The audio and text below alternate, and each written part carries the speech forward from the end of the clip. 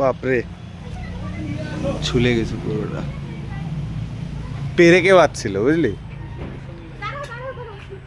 এটা এমন একটি সাপ, এটা অসুবিধা হবে না।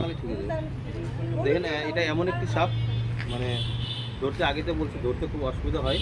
তা টিনে ভিতরে সাপটি ঢুকে যায়, ওর চামড়াটা একটু কেটে গেছে, ওটা অসুবিধা নেই, ওটা ঠিক হয়ে যাবে, ওটা ঠিক হয়ে যাবে। একটু একে একটু ট্রিটমেন্ট করে একে ছেড়ে দিতে হবে। এটারও কিন্তু সাইজ বিরাট আছে। এটা দেখেন অনেকটা বিগ সাইজের সাপ, কিন্তু প্রায় 9 ফুট হয়ে যায়। এই আপনাদের বাড়ি নাকি? আচ্ছা, ইনাদের বাড়িতে সাপটি ঢুকে যায়।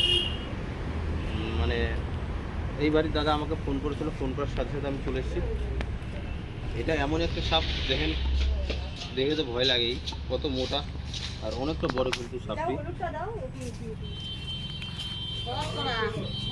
অনেক বড় একটা বিগ সাইজের সাপ। দেখুন এটা দ্বারা সাপ সম্পূর্ণ নির্বিষ সাপ, ভয় পাওয়ার কোনো কারণ নেই। আর এই সাপে যদি কামড় দেয় কোনো অসুবিধা হবে না।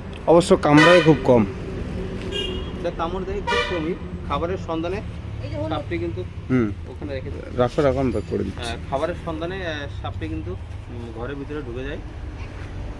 তো চলো আমি সাপটিকে যে কোনো ভালো একটা জঙ্গল দেখে সাপটিকে আমি ছেড়ে দেবো।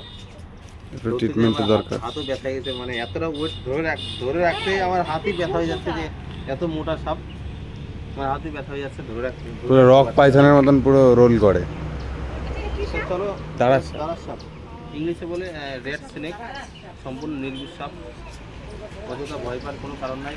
আর সাপ কামড় দিলে যত তাড়াতাড়ি পারবেন আপনারা সরকারি হাসপাতালে যাবেন, কেননা অযথা যদি ওজার কাছে যান কখনো কিন্তু বাঁচতে পারবেন না। তাই বলবো যে সাপ কামড় দিলে যত তাড়াতাড়ি পারবেন আপনারা সরকারি হাসপাতালে যাবেন। এই যে গন্ধ ছাড়া শুরু হয়ে গেছে, তাড়াতাড়ি ওটাকে